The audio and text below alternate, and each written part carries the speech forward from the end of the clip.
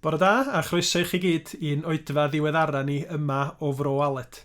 Gai ddiolch ar y cychwyn fel yma i bawb sydd wedi cymryd rhan yn barod yn yr oedfaon trwy mis Awst. Dwi wedi cael bendith yn gwrando gobeithio eich bod chi wedi hefyd. Ac Arawn Glyn fydd yn pregethu ni y nes ymlaen y bore yma. Mae Arawn a'i wraig Anest yn byw yn y ffor ac yn addoli o dan weinidogaeth Robert Roberts yno. Arawn yn gweithio i Gyngor Gwynedd, ond yn mynd i ddod ag air Duw i ni o Efengil Ioan a'r bennod gyntaf y bore yma. Do'n i'm sut da chi wedi bod yn y tywydd cyfnewidiol da ni wedi gael yn ddiweddar. Fel y gwelwch chi, dwi nôl yn y stydi, achos o'n i mawydd trio recordio yng nghanol storm Elen. Ond mae'r arglwydd yn dydy. Mae y Beibl yn deitha ni bod yr arglwydd yn lloches. Meddyliwch am y geiriau yma o Salm 31. Yno ti, arglwydd, y ceisiais loches. Na fyddet cywilydd arnaf byth, achub fi yn dy gyfiawnder, tro dy glust ataf, a brysiaim gwaredu. Byd i mi'n graig noddfa, yn amddiffynfa i'm cadw. A mae o'n ddarlun hyfryd meddwl am y Duw tragwyddol, y Tad, y Mab a'r Ysbryd Glân, yn gwarchod yn lloches i'w bobl yn ei trybini. Wrth i ni addoli bore yma, dwi'n gobeithio byddwn ni'n ymwybodol o hynny yn Iesu Grist ac y bydd yr Ysbryd Glân yn helpu ni i ryfeddu, i foli ac i ddiolch efo'n gilydd. Dwch i ni felly cyn mynd dim pellach, droi at Dduw a gweddio hefo'n gilydd. Ein Tad yn y nefoedd, da ni yn diolch i ti am fod yn lloches, yn le diogel i bawb sydd mewn trybini allu troi yn Iesu Grist yn hyderus y cawn ni dderbyniad nid oherwydd yn daioni ni, ond oherwydd gras a chariad Duw wedi amlygu'r byd yn Iesu Grist. Diolch i ti am yn gwahodd ni ata ti dy hun yn Grist, am ddod yn agos yn y mab tragwyddol. Helpa ni felly i fod ar agor i dy air di ac i waith dy Ysbryd Glân di. Eneinia yn mawl ni, arwain ni, yn gwrando ac wrth i Arawn agor gair Duw i ni. Bydd ar waith, lle bynnag yr ydyn ni'n gwrando ar hwn. Am yn bod ni'n gofyn dy fendith di, fel da ni'n gofyn dy faddeuant di, yn enw a heiddiant, yn ceidwad Iesu Grist. Amen. Fel yr o'n i'n sôn, mi fydd Arawn yn agor y gair i ni yn nes ymlaen ac mi fydd o'n gweddio cyn hynny hefyd. A mae'n darlleniad ni yn dod gan Rhian Evans o Henllan o bennod gynta Efengil Ioan ac adnodau 1 i 18. Ond cyn hynny, dewch i ni foli Duw hefo'n gilydd ar gan. Wrth i ni wrando ar un arall o'r caneuon a recordiwyd ar CD Caneuon Mawl Bro Alet.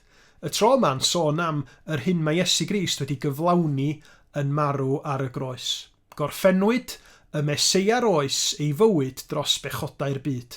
Mae rhyddid cyflawn drwy ei waed, cyflawnwyd diben aberth drud.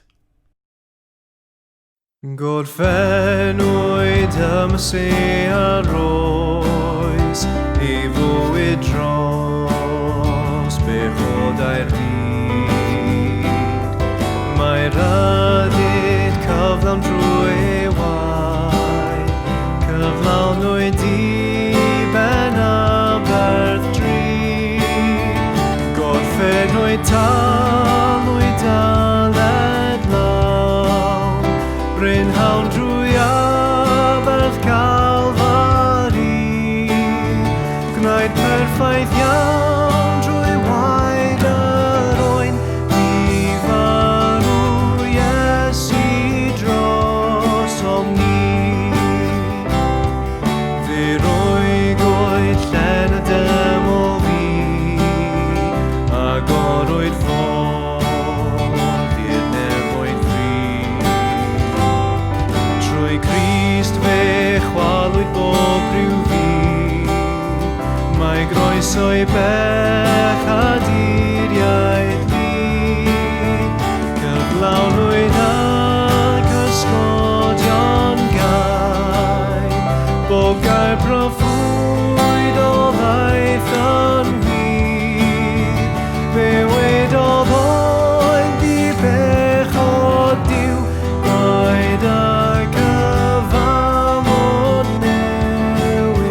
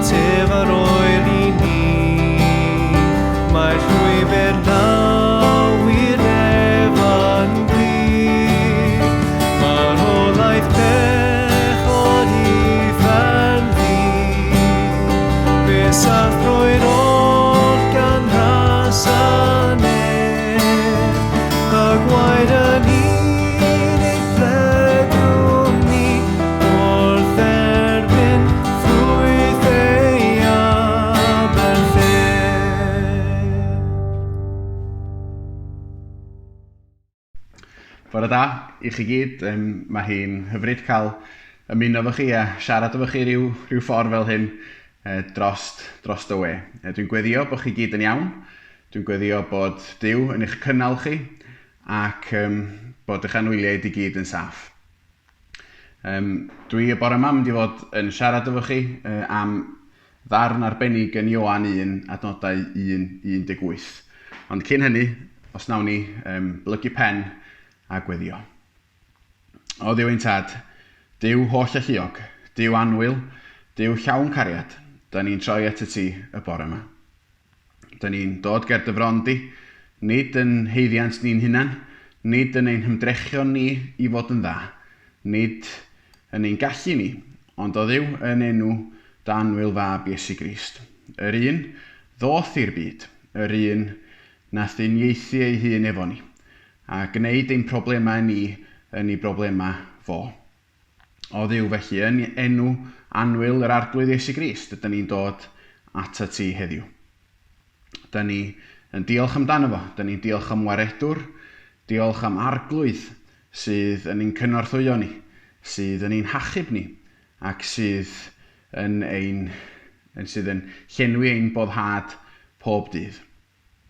O Dduw ein Tad, yn enw Crist, da ni'n dod ger dy fron di. O Dduw, da ni yn byw mewn cyfnod dyrys, cyfnod anodd iawn, cyfnod ansicr iawn, hyd yn oed i Gristnogion hefyd. Da ni'n gadael i'r ofnau a'n pryderon o Dduw dyfu fel ton o'n cwmpas ni. Ac o Dduw, da ni ofn y don yna grasio a styrbio ein byd. Ond o Dduw, chdi di'r Duw sydd yn tawelu'r storm. Chdi di'r Duw sydd yn lleddfu ein hofnau a'n poen. Ac o Dduw felly, beth bynnag, mae'r cyfnod yma'n daflud ato ni. O Dduw, da ni'n diolch bod ti yn Dduw sydd yn gallu agosau ato ni, Dduw sydd yn gallu'n cryfhau ni, a gwneud ni yn fwy na concwerwyr. O Dduw, da ni'n gofyn y bydden ni, fel Cristnogion, yn help i eraill. Da ni'n aml i dro yn chwilio am gyfleon i ddangos bod chdi'n real, i ddangos bod chdi'n berthnasol, i'n byd prysur, da ni'n rhan ohono fo. Ond o Dduw, yn y cyfnod yma lle da ni wedi gorfod arafu, da ni'n gofyn o Dad y bydde ti'n helpu ni i ddangos pa mor berthnasol a pa faint o wahaniaeth wyt ti yn ei gael yn ein bywydau ni. O Dduw, helpa ni rannu adnod, helpa ni rannu tystiolaeth, helpa ni o Dduw i rannu rhyw link da ni wedi ddarllen ar y we sydd wedi'n cysuro ni. Neu o Dduw Dad, defnyddio'r hen ffordd, hen ffasiwn erbyn hyn, gad i ni sgwennu llythyr, neu gad i ni godi'r ffôn, a rhannu adnodau, neu rhannu emyn, efo'r rheina sydd yn anwyl i ni, ac eich rhai eich da ni wedi colli cysylltiad efo nhw dros y blynyddoedd. O Dduw, helpa ni ddefnyddio'r cyfnod yma mwyn siarad am Iesu Grist. O Dduw, helpa ni wrth bod ni'n edrych ar y darn yma sydd gennym ni o'n blaen ni heddiw. Diolch am yr efengil, diolch am efengyla, diolch am yr awdur Ioan yn sgwennu am Iesu Grist. O Dduw, bendithio ni yn y gwrando, yn y darllen, yn y deall. Helpa ni o Dduw Dad i glosio ato ti yn ystod yr hanner awr nesaf o sgweli di a bod yn dda.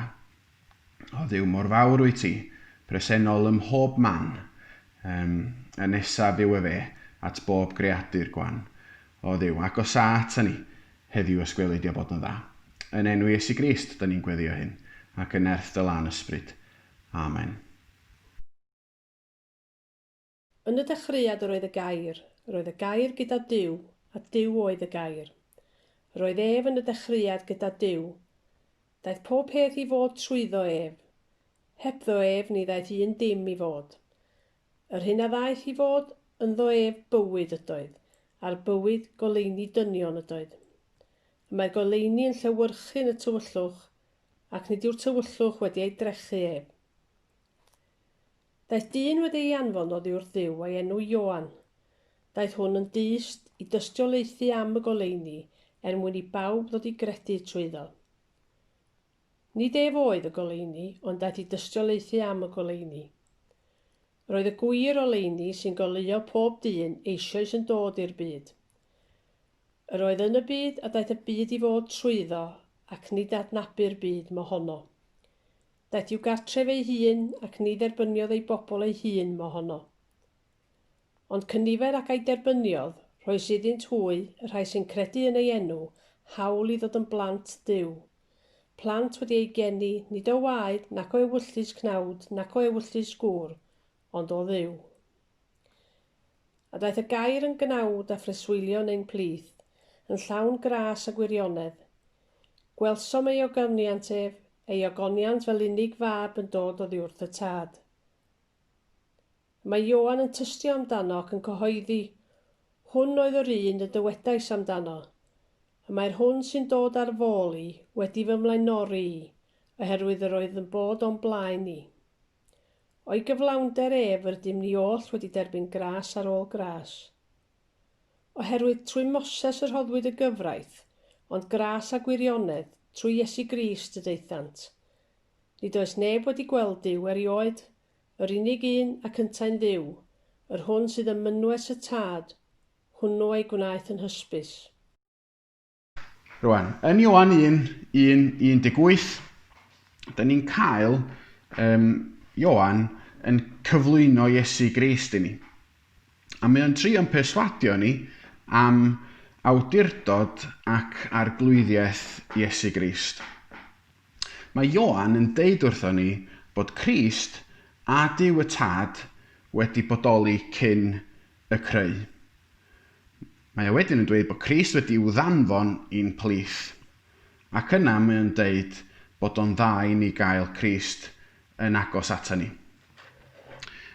A fel hyn dwi eisiau ni fframio yr chydig funudau sydd gyda ni efo'n gilydd y bore yma. Mae Duw, ar y cychwyn fel hyn, mae Duw wedi'w ymbeillhau yn gymdeithasol. Yn yr ystyr, mi oedd Duw y Tad a Crist yn bodoli cyn y creu.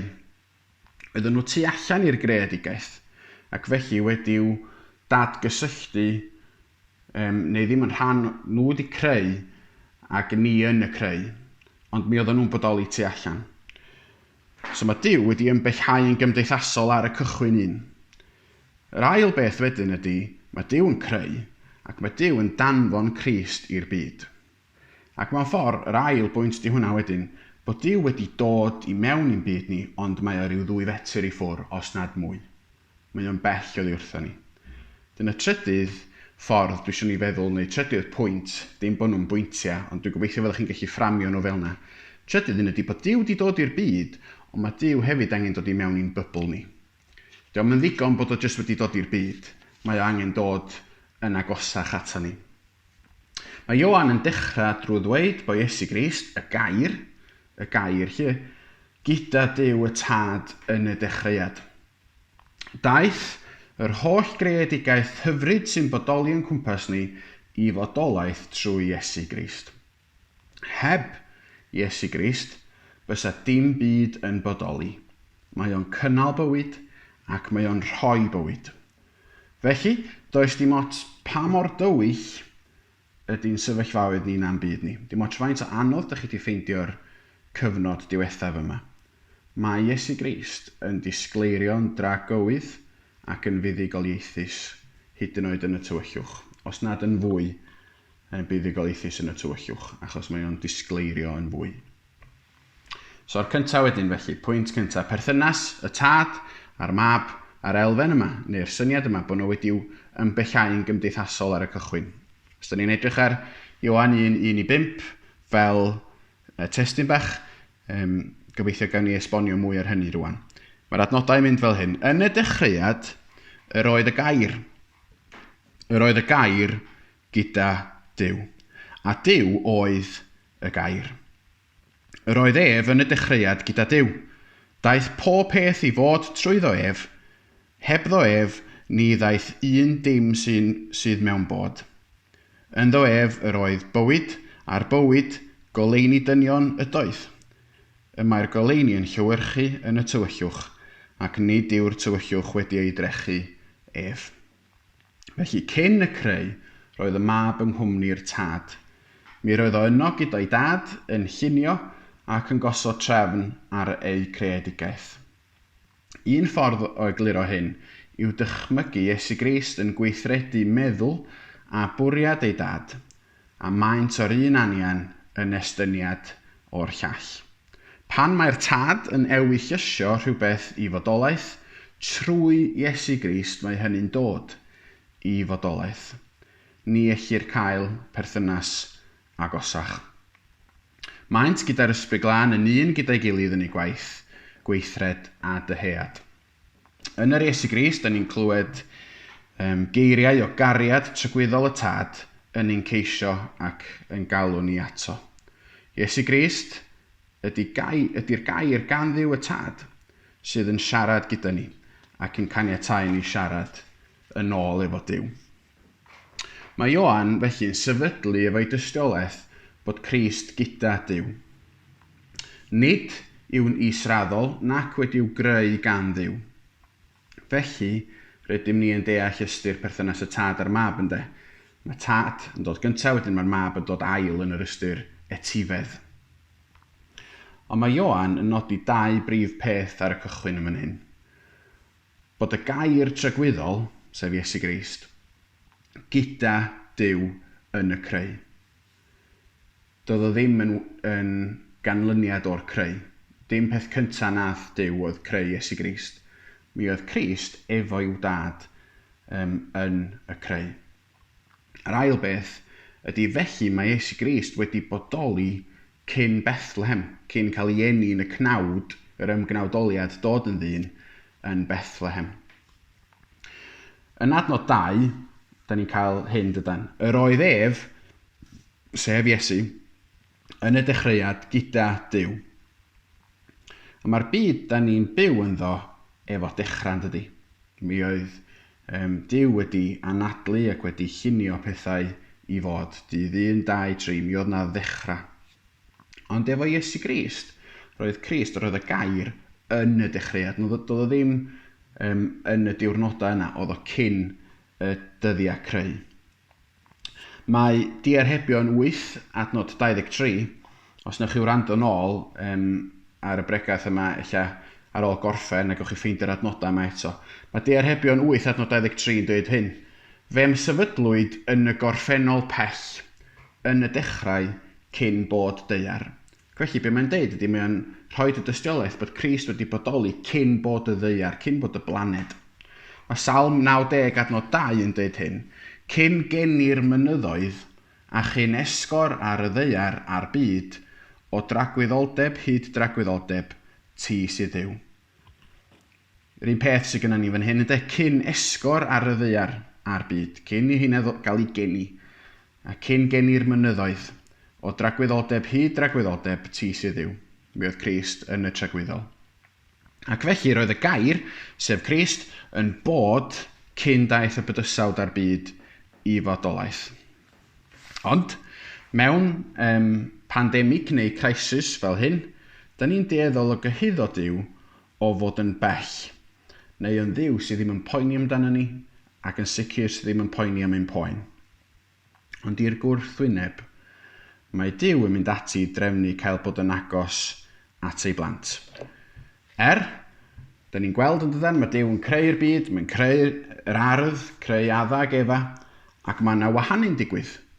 Mi oedd yna berthynas agos iawn yn y bybl ar y cychwyn un.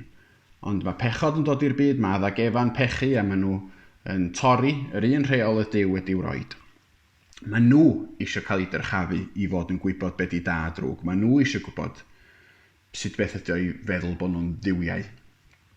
A mae'r berthynas yn torri. Ond yn sydyn iawn, ydyn ni'n gweld bod Duw yn mynd ati i adfer ac yn trwsio'r berthynas yna sydd wedi torri. Yn adnod 1, da ni'n gweld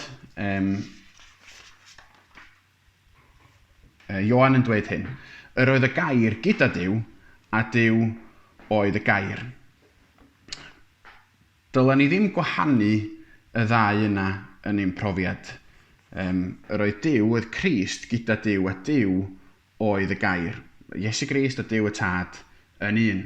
Ond weithiau, a dwi wedi bod yn eeg o hyn o blaen yn y gorffennol, yn meddwl bod Duw y Tad yn ddiw fwy creulon na Iesu Grist, a bod Iesu Grist yn rhyw fersiwn annwyl o ddiw.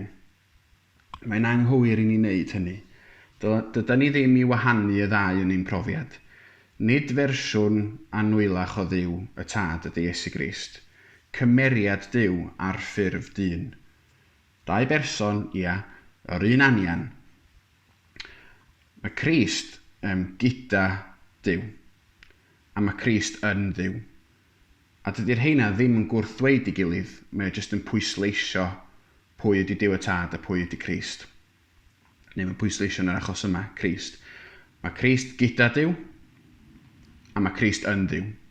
Dydyn nhw ddim yn fersiynau gwahanol ei gilydd. Mae Duw, felly, wedi trefnu ffordd i'n cyfarfod ni. Dydy Duw ddim yn mynd i gallu cael ei gyhuddo o fod yn bell ddim mwy. Yn y dirgelwch, mae cynllun ar waith i uno ni eto yng ngwaed Iesu Grist mab Duw. Yn Ioan 1:9, gwelwn sut groeso gafodd Iesu Grist. Mae'r gair croeso wastad wedi fy nharo i nod. Dach chi'n gwybod pwy dwi ges i nabod, ges i fy magu mewn teulu Cristnogol, ac o'n i'n gwybod yr hanes am Iesu Grist ers yn blentyn. Mae'r gair croeso yn rhyfedd, achos mae Crist yn dod i'r byd, a mae o'n cael croeso. A dim ond un llythyren ychwanegol sydd yn y gair croeso ar ben y gair croes. A mae Iesu Grist yn dŵad i mewn i'r byd, ond y croeso mae o'n gael ydy croes. Mae Crist yn heiddi ac yn heiddi croeso tragwyddol i mewn i'n bywyd ni. Ond yn rhagluniaethol ac yn nhrefn perffaith Duw, croes mae Iesu Grist yn ei gael gan ddynolryw. Adnod 9, ac 11 o'r testun sydd gennym ni heddiw yn dweud hyn. Yr oedd y gwir oleuni sy'n goleuo pawb, eisoes yn dod i'r byd. Yr oedd yn y byd, a daeth pawb i fod trwyddo, ac yn nid adnabu'r byd mohono. Daeth i'w gynefu'n ei hun, ac ni dderbyniodd ei bobl ei hun mohono. Dyna sut groeso gafodd Iesu Grist. Ond mae Duw wedi trefnu ffordd i beidio bod wedi ymbyllhau yn gymdeithasol. Mae o wedi dod i fod dwy fetr neu o fewn i'n cyrraedd. Yr ail beth, neu eich bod fi wedi mynd i'r trydydd peth yn barod o ran y drefn, ond dwi'n gobeithio bod ni dal yn dilyn o ran y fframwaith. Duw yn bellhau, Duw wedi dod yn agos, a wedyn yr trydydd peth mewn ffordd. Pwy sydd yn ein bybl ni, neu preswylio yn ein plith. Adnodau 12 i 18 di'r rhain, a na i ddarllen nhw i chi. Ond cynifer ac ei derbynioedd, rhoi sydd yn hwy, y rhai sy'n credu yn ei enw, hawl i ddod yn blant Duw. Plant wedi i'w geni, nid o waed, nac o wyllus cnawd, nac o wyllus gŵr, ond o Dduw. A daeth y gair yn gnawd a phryswylio yn ein plith, yn llawn gras a gwirionedd, gwelsom ei ogoniant ef, ei ogoniant fel unig fab yn dod oddi wrth y Tad. Y mae Ioan yn tystio amdano ac yn cyhoeddi, hwn oedd yr un y dywedais amdano. Y mae'r hwn sydd yn dod ar fôl i wedi fy mlaenori i, oherwydd yr oedd yn bod o'n blaen i. O'i gyflawnder, ef yr ydym ni oll wedi derbyn gras ar ben gras, oherwydd trwy Moses yr rhoddwyd y gyfraith, ond gras a gwirionedd trwy Iesu Grist y deithant. Nid oes neb wedi gweld Duw erioed, yr unig un y gyntau'n Dduw, yr hwn sydd yn mynwes y Tad, hwn o'i gwnaeth yn hysbys. Dydw i ddim yn gwybod os ydych chi fel fi yn ystod y cyfnod diweddar yma. Dwi wedi gallu ymdopi yn well efo'r cyfnod cyntaf un sef y lockdown lle oedden ni ddim yn cael gweld neb. Yn rhyfedd iawn, o'n i'n ffeindio'r cyfnod yna yn iawn achos oedd o'n reol haearnaidd hawdd ti ddim yn cael gweld neb. Ond dwi wedi ffeindio fo'n fwy anodd gweld pobl ond ddim yn cael eu cofleidio nhw. A nid, dydw i ddim yn berson sy'n hoffi roi caru mawr i bawb. Mae yna rhai yna chi, sydd yn cael gyda fi, ond dydw i ddim yn berson sydd yn cofleidio pawb efo breichiau ac yn rhoi cari mawr. Ella fyddai ar ôl hyn i gyd, dydych chi byth yn gwybod. Ond dwi'n colli jyst gallu ystgwyd llaw, neu yn cyfarch nhw rhyw 1 metr yn hytrach na o bell. Dwi'n ffeindio fo'n goblin anodd bod yng nghwmni pobl, ond yn gorfod bod yn ista'n bell oddi wrthyn nhw. Yn un peth, dwi'n clywed yn dda iawn, dwi'n gorfod plygu ymlaen yr holl amser. Dwi wedi ffeindio fo'n brofiad ofnadwy a anymunol gorfod dewis pwy da ni'n byblo fo, achos da ni wedi gorfod dewis un set o deulu dros y llall. A yn arferol, pan mae pawb sydd yn dod draw, acw, maen nhw gyd wedi cael dod mewn i'r tŷ. Ond rwan, mae gennym ni ryw un teulu sydd yn cael dod mewn i'r tŷ, a mae pawb arall yn gorfod eistedd tu allan. A da ni'n chael ei hefyd pan da ni'n mynd i dau anwyliaid teulu a ffrindiau. Da ni'n gwybod bod yna rhai'n cael mynd o dod, a cael mynd i mewn i'r stafell fyw pan mae'n bwrw glaw, a da ni'n gorfod eistedd allan yn yr ar gadeiriau calad efo'n barels. Mae'n rhyfedd gorfod gweld pobl yn cael y croeso, cael mynd i mewn, a chi wedyn ddim. Da ni newydd arllen yn adnod 11 bod Iesu wedi wrthod gan ei bobl ei hun. Am adnod 12 yn deud, newyddion da Duw ar ein cyfer mewn adnod fach daclus. Adnod 12 yn deud, ond cynifer ac ei derbyniodd rhoi sydd ynt hwy, yr rhai sy'n credu yn ei enw, hawl i ddod yn blant i Dduw.